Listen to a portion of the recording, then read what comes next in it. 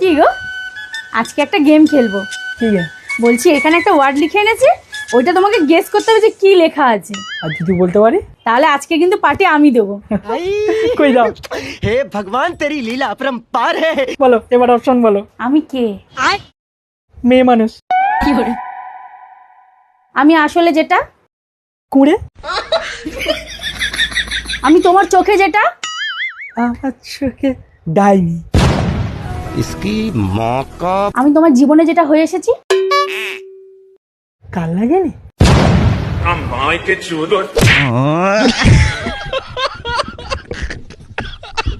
ও wife ছিল।